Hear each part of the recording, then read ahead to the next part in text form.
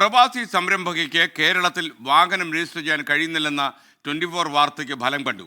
കണ്ണൂർ സ്വദേശി ഹസീന നിഷാദിന്റെ വാഹനത്തിന് 8 മാസങ്ങൾക്ക് ശേഷം രജിസ്ട്രേഷൻ കിട്ടിയെന്ന സന്തോഷകരമായ വാർത്ത പ്രേക്ഷകരെ നമ്മൾ അറിയിക്കുന്നു.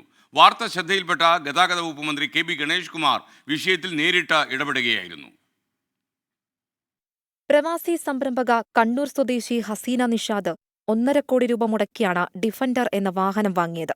പക്ഷേ ഇഷ്ടവാഹനം നിരത്തിലിറക്കാൻ കാത്തിരിക്കേണ്ടി വന്നത് 8 മാസം. കഴിഞ്ഞ ദിവസമാണ് 24 വാർത്ത റിപ്പോർട്ട് ചെയ്തത്. പിന്നാലെ ഉദ്യോഗസ്ഥരെ വിളിച്ച് എത്രയും വേഗം പരിഹാരം വേണമെന്ന് മന്ത്രി കെ.ബി. ഗണേഷ് കുമാർ ആവശ്യപ്പെട്ടു. ശ്രീകണ്ഠൻ ചേട്ടൻ 24 ചാനലിൽ ഒരു പരാതി, ഒരു സംരംഭകയായ ഒരു സഹോദരി ഗൾഫിൽ നിന്ന് വന്ന് 1.5 കോടി രൂപയുടെ ഒരു കാർ ആഗ്രഹം കൊണ്ട് കേരളത്തിൽ വാങ്ങി. കഴിഞ്ഞ 8 മാസമായി മോട്ടോർ വെഹിക്കിൾ ഉദ്യോഗസ്ഥന്മാർ അത് രജിസ്റ്റർ ചെയ്ത് കൊടുത്തില്ല. ഓരോരോ മുട്ടി ന്യായങ്ങൾ പറയും.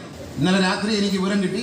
ഇന്ന് ഉച്ചയ്ക്ക് മുമ്പ് ഞാൻ ഉദ്യോഗസ്ഥരോട് പറഞ്ഞു, നാളെ വർത്താനമൊന്നുമില്ല, നാളെ ഉച്ചയ്ക്ക് മുമ്പ് രജിസ്റ്റർ ചെയ്ത് കൊടുക്കുക. ബാക്കി ന്യായങ്ങളെല്ലാം പിന്നെ. പക്ഷെ ഉച്ചയ്ക്ക് മുമ്പേ ഉദ്യോഗസ്ഥർ ആ വണ്ടി രജിസ്റ്റർ ചെയ്ത് കൊടുത്തു, എന്നെ വിവരം അറിയിച്ചു.